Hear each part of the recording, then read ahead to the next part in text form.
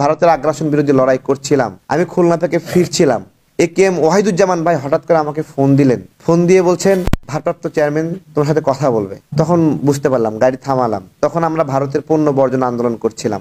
তিনি ভিডিও কলে যুক্ত হলেন, বললেন এইটা সবচেয়ে বড় আন্দোলন, এটাকে বাস্তবায়ন করতে হলে তোমাদের কি কি লাগবে বলো।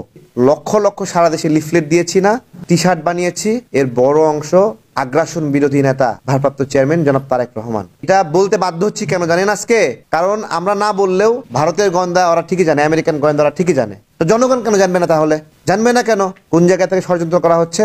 বাংলাদেশের নাগরিকদেরকে বলবো যে ভুট্টো পরিবারের বেনজির ভুট্টা, তাই না, মনে আছে আপনাদের কি নির্মম ভাবে তার উপর হামলা হয়েছিল, তার মৃত্যুর কথা? আমরা চাই না এইরকম নিরাপত্তা ঝুঁকি ভারপ্রাপ্ত চেয়ারম্যান জনাব তারেক রহমানের জন্য হোক। উনি এমন মায়ের সন্তান যার নামে নিউজ হয়েছিল ভারতের পিঠে খালেদার চাবুক, সেই মায়ের সন্তান, সেই বাবার সন্তান যে ছিল ভারতের জন্য একটা আতঙ্ক ছিল, শহীদ প্রেসিডেন্ট জিয়াউর রহমান। আমরা একটা কথা বলি না, রক্ত বেইমানি করে না।